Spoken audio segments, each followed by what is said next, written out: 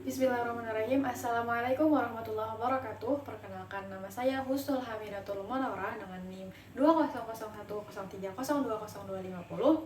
Video ini dibuat untuk memenuhi tugas final tes pada mata kuliah Ilmu Mantik dengan dosen pengampu Bapak Ridhatullah Syabani MAG. Pertanyaan pertama, apa sih yang dimaksud dengan ilmu mantik dan bagaimana posisi ilmu mantik dalam perkembangan ilmu pengetahuan? Pertama, di sini saya akan menjawab apa sih yang dimaksud dengan ilmu mantik itu. Nah, ilmu mantik itu secara bahasa tuh berasal dari dua kata, yaitu ada ilmu, ada al-mantiqu. Nah, ilmu itu sendiri definisinya adalah pengetahuan, sedangkan al-mantiqu definisinya tutur kata atau suatu kata-kata yang memiliki makna atau pengertian. Nah, jadi al-mantiqu itu suatu perkataan yang ada makna. Terus kesimpulannya, definisi dari ilmu mantik secara bahasa yaitu suatu pengetahuan yang membahas tentang tutur kata atau perkataan yang memiliki makna atau pengertian. Selanjutnya, pengertian ilmu mantik secara istilah. Nah, jadi secara istilah, ilmu mantik adalah ilmu yang membicarakan tentang undang-undang yang bertujuan untuk memelihara zin atau proses berpikir dari kesalahan berpikir. Nah, undang-undang yang dipelajari dalam ilmu mantik ini bertujuan untuk menuntun seseorang bagaimana sih harusnya seseorang itu berpikir. Nah, selain itu, undang-undang ini juga mempelajari tentang bagaimana seseorang berpikir agar dapat mendekati kesimpulan yang benar ketika dalam berpikir tadi, dan juga agar tidak menyimpang dari undang-undang tersebut. Nah, mungkin itu. Selanjutnya, pertanyaannya, bagaimana sih posisi ilmu mantik dalam perkembangan ilmu pengetahuan? Nah, seperti kita ketahui bahwa ilmu mantik di zaman sekarang nih masih sangat relevan, meskipun kita perlu ketahui bahwa kita harus memperhatikan bagaimana sih perkembangan metodologi penelitian yang sudah sangat berkembang pesat di zaman sekarang. Selain itu juga pandangan filsafat yang tidak seperti dulu lagi. Nah, sehingga ketika dalam menghadapi suatu permasalahan, baik itu permasalahan secara ilmu pengetahuan ataupun permasalahan dalam kehidupan sehari-hari, nah itu tuh harus dipertimbangkan kembali begitu. Selain itu, ilmu mantik ini kan adalah ilmu yang membahas tentang proses berpikir gitu. Nah, proses berpikir yang mana bersangkut paut bagaimana sih ketika kita berpikir tidak menimbulkan suatu kesalahan dalam berpikir. Nah, maka dari itu ilmu mantik itu di dalam perkembangan ilmu pengetahuan di zaman sekarang itu sangatlah penting. Ketika kita ingin melakukan sesuatu, ketika kita ingin meneliti sesuatu, kita perlu mantik, kita perlu berpikir bagaimana sih agar tidak salah dalam berbuat. Nah, makanya di sini ilmu mantik itu penting, walaupun perkembangan zaman itu sudah terus-menerus berkembang begitu mungkin. Nah, pertanyaan kedua yaitu jelaskan perbedaan dilalah, lafaz, ta'rif, dan qadhiyah. Nah, di sini kita akan menjelaskan satu persatu dulu pengertian secara singkat tentang dilalah, lafaz, ta'rif, dan qadhiyah tadi. Nah, pertama di sini saya akan menjelaskan tentang dilalah. Nah, apa sih itu dilalah? Nah, dilalah adalah memahami sesuatu dari sesuatu. Nah, sesuatu yang pertama tadi disebut madlul dan sesuatu yang kedua tadi disebut dal. Nah, di sini saya akan memberi satu contoh nih. Misal ada orang nih yang kita nih mendengar suara rintihan, aduh misalnya, atau orang kayak nangis gitu. Nah, maka ketika kita mendengar orang bersuara seperti itu, misalnya aduh, nah kita akan mengetahui diketahui orang tersebut kesakitan. Nah, makanya orang yang ditunjuk, orang yang sakit tadi adalah disebut madlul, sedangkan suara tadi, suara rintihan berupa aduh tadi atau orang suara nangis, nah itu disebut dal. Nah itu yang disebut dilalah, memahami sesuatu dari sesuatu, memahami bahwa kita mendengar suara rintihan, adanya suara rintihan, kita tahu bahwa orang tersebut kesakitan. Nah itu yang disebut dengan dilalah. Nah selanjutnya saya akan menjelaskan tentang apa sih itu pengertian dari lafaz. Nah, lafaz adalah beberapa huruf yang tersusun, kita nyebutnya beberapa huruf yang tersusun tersebut suatu nama gitu, nah yang diberikan dari beberapa huruf tersusun tersebut dan memiliki makna. Nah, di sini saya akan mencontohkan, misalnya kita ada huruf tersusun, ada RUMAH. Nah, rumah. Nah, kita kan menamai sesuatu, huruf tersebut terdiri dari RUMAH itu adalah rumah. Nah, terus kita mengetahui bahwa rumah tersebut memiliki makna, dan maknanya rumah adalah suatu bangunan yang mana kita bisa tempat sebagai tempat tinggal kita untuk tidur, untuk beraktivitas, untuk tempat berlindung. Nah, makanya dapat disimpulkan bahwa huruf-huruf yang tersusun dan memiliki makna itulah yang disebut lafaz secara umum. Jadi itu dulu pengertian dari lafaz. Selanjutnya yaitu pengertian dari ta'rif. Nah, ta'rif secara singkatnya adalah suatu ungkapan yang mana dengan ungkapan tersebut kita dapat memahami hakikat sesuatu, dan dengan ungkapan tersebut tadi juga kita dapat membedakan sesuatu yang satu dengan sesuatu yang lain. Nah, biasanya kalau di bahasa Indonesia, ta'rif itu disebut definisi atau pengertian. Nah, misalnya nih, kita mendefinisikan apa sih itu matahari dan apa sih itu bulan. Nah, ta'rif dari matahari misal adalah sesuatu yang bercahaya di siang hari, sedangkan ta'rif dari bulan adalah sesuatu yang bercahaya di malam hari. Nah, dari dua ta'rif yang berbeda tersebut kita dapat membedakan ketika disebutkan matahari. Nah, matahari itu adalah sesuatu yang bercahaya di siang hari tadi, berbeda dengan bulan adalah sesuatu yang bercahaya di malam hari, padahal dua-duanya itu sama-samanya benda. Nah, makanya itulah fungsi dari ta'rif atau pengertian tadi, yang fungsinya membatasi ungkapan sehingga kita dapat memahami dan membedakan suatu lafaz yang satu dengan suatu lafaz yang lain. Nah, jadi pertanyaannya adalah perbedaan dari dilalah, lafaz, ta'rif, dan qadhiyah. Nah, pertama dilalah tadi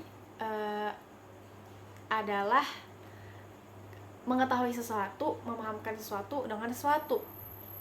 Nah, ketika kita ingin mengetahui sebab sesuatu, misalnya mendengar orang sakit, orang merintih, kita tahu bahwa orang tersebut sakit. Nah, jadi kita tuh mengetahui sesuatu itu ketika ada sebab gitu. Nah, yang sebab tadi disebut dal, sedangkan yang ditunjuk tersebut disebut madlul. Nah, itu tadi pengertian dari dilalah. Nah, selanjutnya kan ada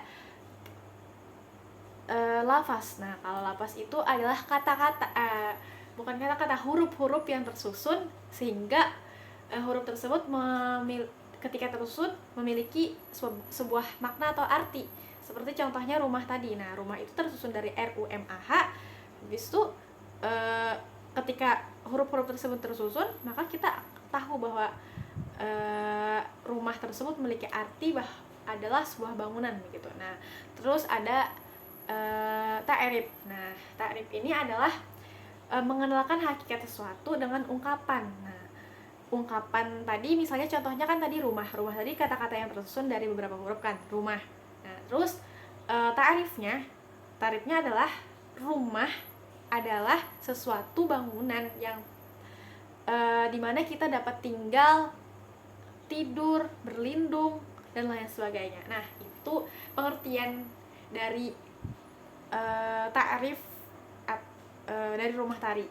Nah, terus ada qadiyah. Nah, qadiyah itu beberapa kata-kata kayak itu. Nah, dari misal beberapa lafaz, kan tadi pertama kita sudah mengetahui lafaz. Nah, beberapa lafaz yang tersusun dan menimbulkan sebuah makna atau pengertian atau arti, itu disebut qadiyah. Misalnya contoh tadi, rumah itu besar. Nah, itu ada tiga lafaz kan.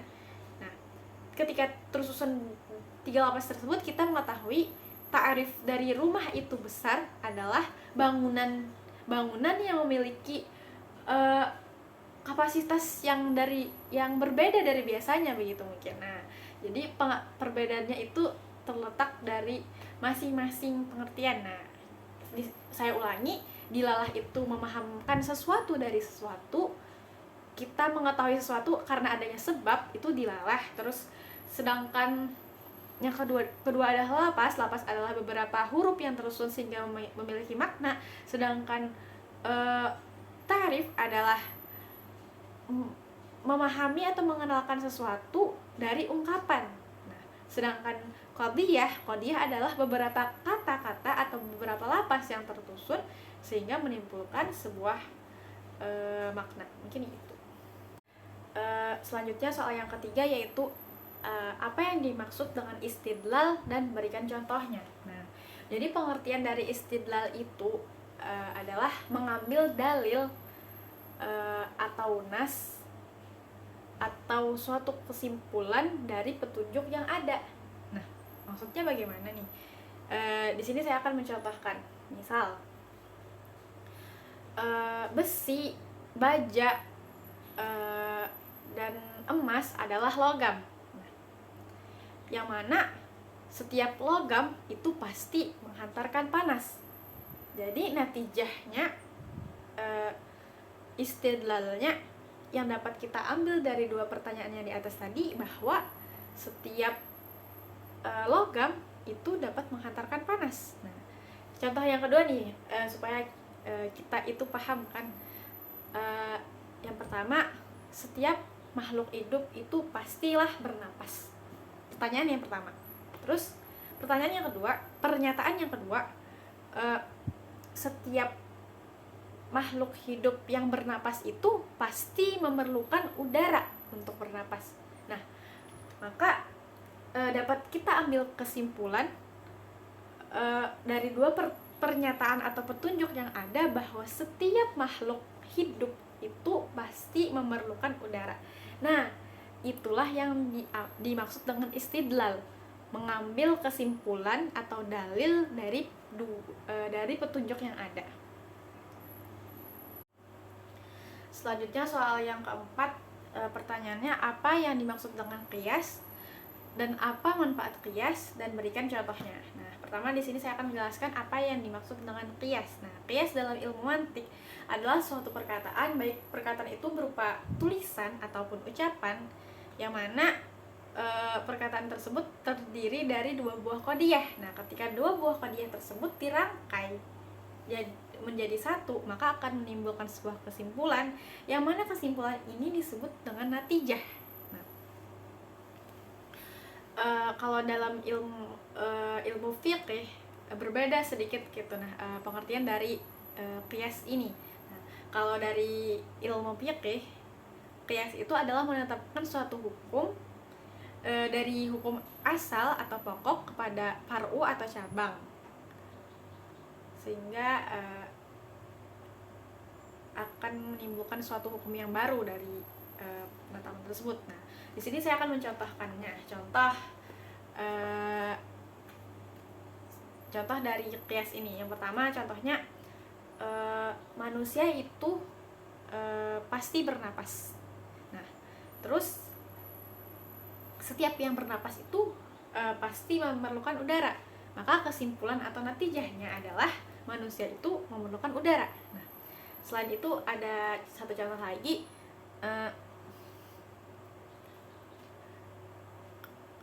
khamar itu hukumnya haram.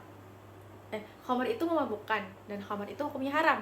Maka natijahnya setiap yang memabukkan itu hukumnya haram. Nah, begitu. Contoh dari qiyas.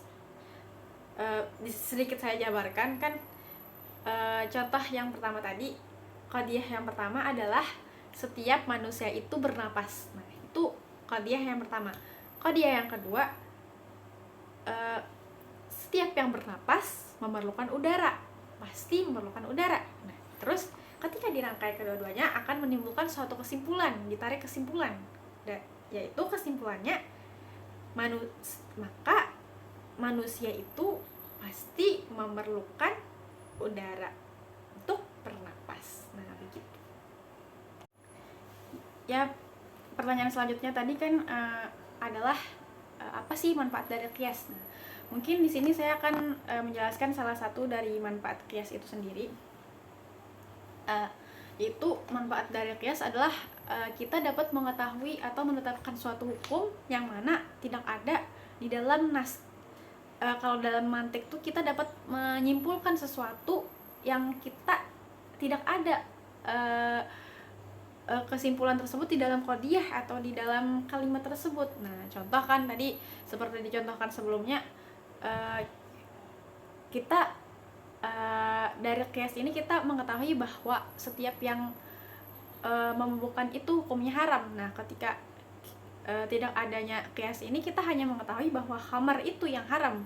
Tapi setelah adanya qiyas atau silogisme dalam logika qiyas ini, kita mengetahui bahwa setiap yang memabukkan itu hukumnya juga haram. Nah, mungkin itu salah satu dari manfaat adanya qiyas ini. Selanjutnya pertanyaan nomor 5, yaitu apa yang kalian ketahui tentang qiyas iqtirani dan istisnai. Yang pertama saya akan menjawab tentang pengertian dari qiyas al-iqtirani. Jadi qiyas al-iqtirani adalah qiyas yang menunjukkan pada natijah atau kesimpulan dengan maknanya. Nah, jadi kesimpulan atau natijahnya itu tidak berada pada kedua maknanya, tapi berada terpisah pada masing-masing qadiyahnya. Nah, sehingga ketika kita menyimpulkan itu tuh ada berada di dua qadiyah, terus ditarik kesimpulan menjadi satu natijah atau satu kesimpulan. Nah, contoh dari qiyas iqtirani ini adalah seperti ya, selanjutnya saya akan menjelaskan tentang pengertian dari qiyas istisnai. Apa sih yang saya ketahui tentang qiyas istisnai? Nah, jadi al-istisna itu adalah qiyas yang menunjukkan natijahnya itu tuh jelas gitu. Nah, sudah jelas ada natijahnya dari mukaddimah yang ada. Artinya tanpa adanya natijah kita sudah dapat menyimpulkan dari mukaddimah tersebut. Nah, contoh dari qiyas istisna ini, contohnya,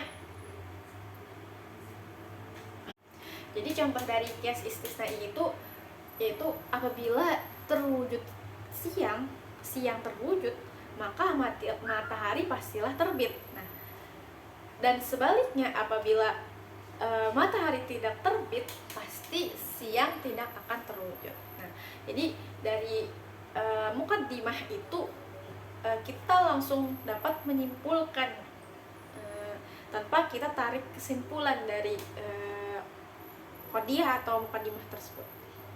Ya, selanjutnya pertanyaan yang ke-6, yaitu apa yang kalian pahami dari lawahik al-qiyas dan al-istiqra'i, dan berikan contohnya. Pertama, saya akan menjawab dari apa sih yang kalian ketahui tentang lawahik al-qiyas. Nah, jadi yang saya ketahui dari lawahik al-qiyas adalah dalam bahasa Arab, lawahik al-qiyas itu kan berasal dari bahasa Arab gitu kan, lawahik qiyas. Nah, artinya rentetan qiyas atau lanjutan dari qiyas itu sendiri.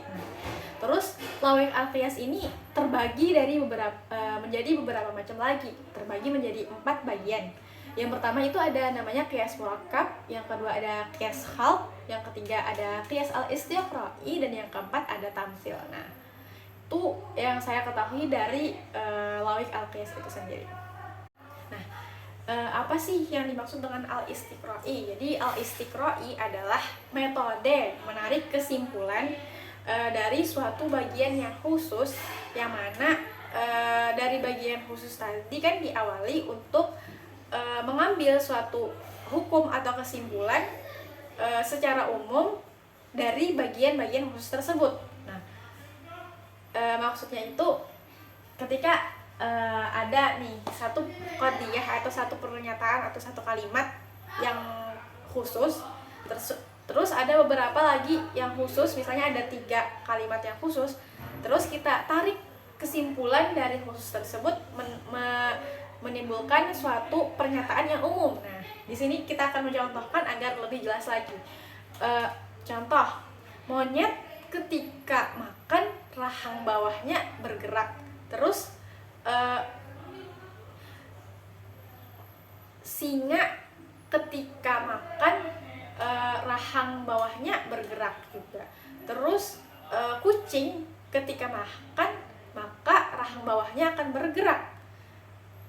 Dan macan ketika makan rahang bawahnya akan bergerak.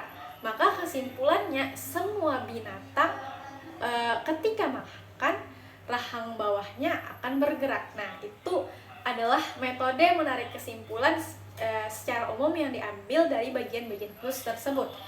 Akan tetapi kita tidak bisa menetapkan kesimpulan tersebut benar, karena kesimpulan tersebut bisa jadi akan berubah ketika adanya penelitian-penelitian baru yang mematahkan kesimpulan akhir tersebut. Misalnya tidak semua binatang makan rahang bawahnya bergerak, misalnya kayak ikan, mungkin ular dan lain sebagainya. Ketika diteliti ternyata mereka itu tidak makan dengan dengan rahang bawahnya bergerak. Nah, maka dari itu ketika kesimpulan tersebut al-istiqra'i tersebut memang nyatanya benar karena memang sudah diteliti, maka itu tuh akan menjadi dalil yang sangat pasti. Akan tetapi ketika penelitian tersebut dipadahkan dengan penelitian yang baru, maka akan menimbulkan sesuatu yang tidak pasti. Selanjutnya, pertanyaan yang ke-7, apa yang kalian ketahui tentang tamsil dan al-burhan? Nah, pertama saya akan menjawab tentang apa yang saya ketahui tentang tamsil.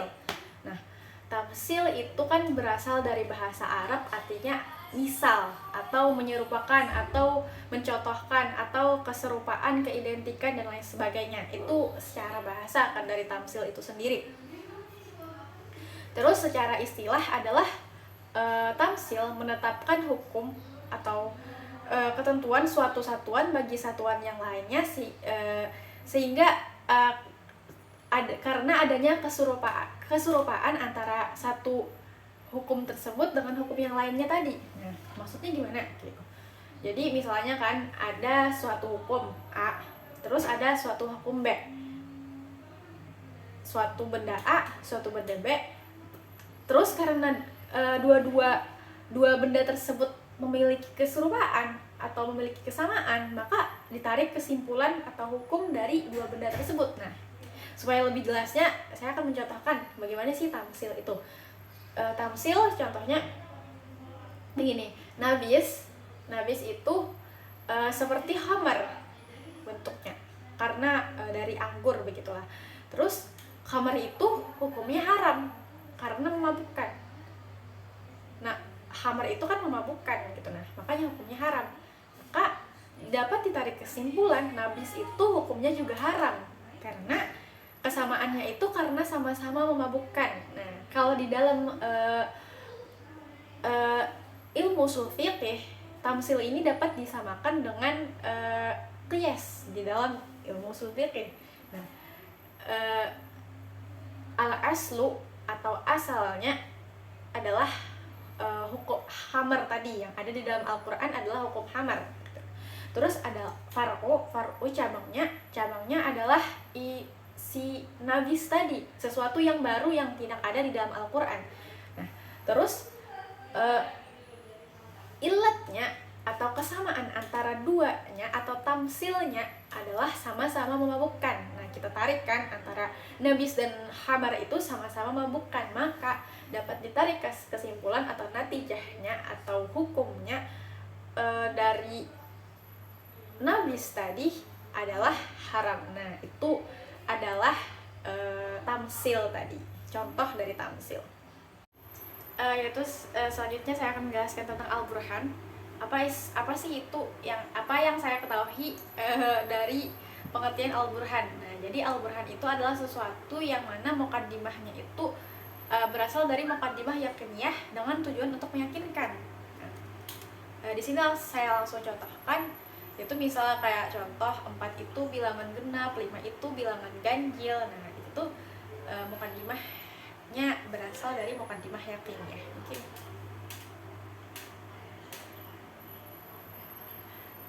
karena artinya itu natijah atau kesimpulan tidak secara utuh ditemukan di dua muqaddimahnya, akan tetapi natijah tersebut ditarik kesimpulan dari dua muqaddimah tersebut. Karena juga maudhu dan mahmul dari natijah itu dari muqaddimah tersebut terletak berpisah gitu dari masing-masing muqaddimah. Nah, contohnya seperti ini. Embun itu adalah air. Nah, muqaddimah pertama itu. Terus muqaddimah keduanya adalah setiap air jika dipanaskan maka akan menguap. Nah, itu muqaddimah kedua. Terus natijah atau kesimpulannya adalah embun jika dipanaskan akan menguap. Embun menguap jika dipanaskan. Nah, itu adalah natijahnya. Mungkin itu saja yang dapat saya sampaikan dari jawaban-jawaban dari pertanyaan yang sudah ada. Salah hilaf mohon maaf. Wabillahi taufiq wal hidayah, waridha wal inayah. Wassalamualaikum warahmatullahi wabarakatuh.